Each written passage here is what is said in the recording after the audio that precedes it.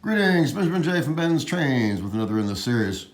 Well, a follow-up on that pre-war Canadian Pacific that arrived today. I've mounted the motor in a derusted shell. The other shell is soaking in vinegar right now, so I'll check it at 24 hours and 48 hours.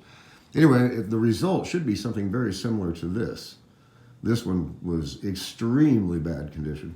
So I derusted it in vinegar, and as you see, it is ready to repaint.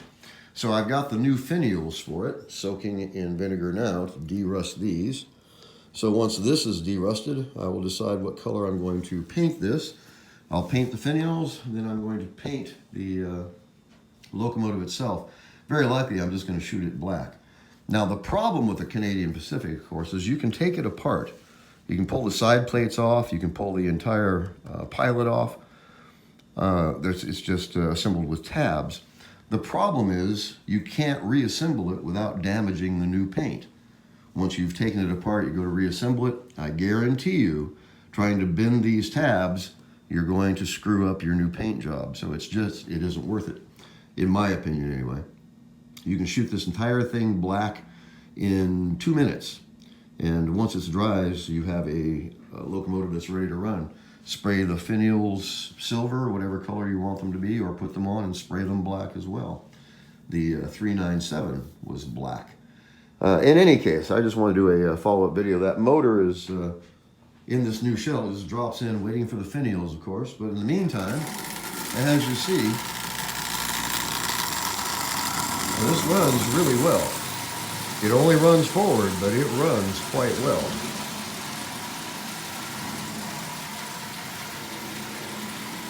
Let's see if it'll maintain this speed all the way around.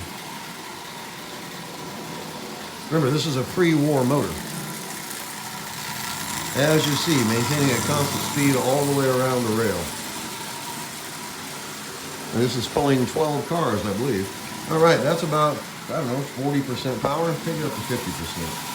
Okay, there's dead on 50% power. And it's still accelerated. Wow, look at this.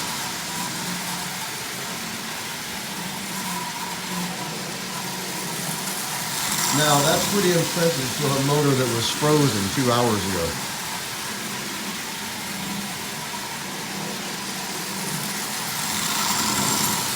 Wow, that's running really, really well. All right, slow it back down. Anyway, it's really noisy. I mean, this thing was in just absolutely dreadful condition.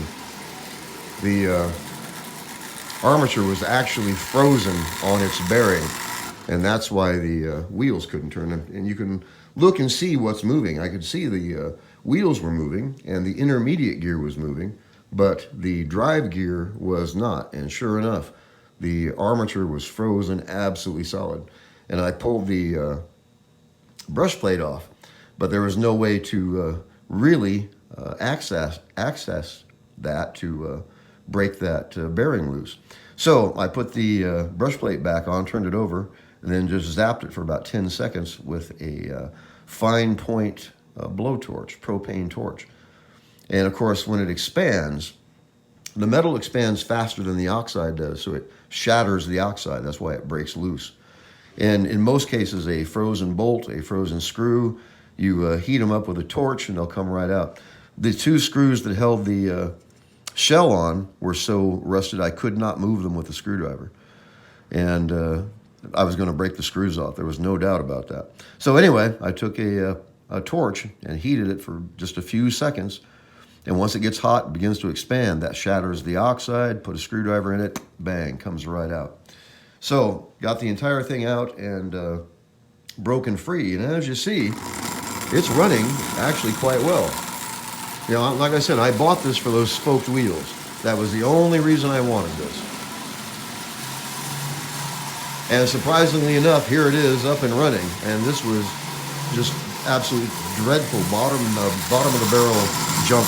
That's all you can say. And this was junk.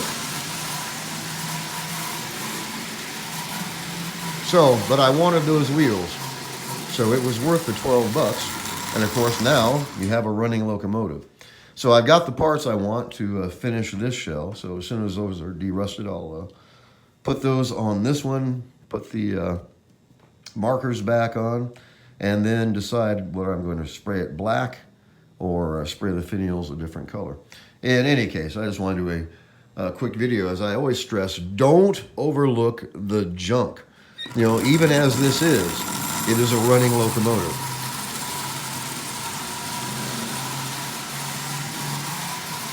Well, as you see, it was definitely worth the few minutes it took to get it running.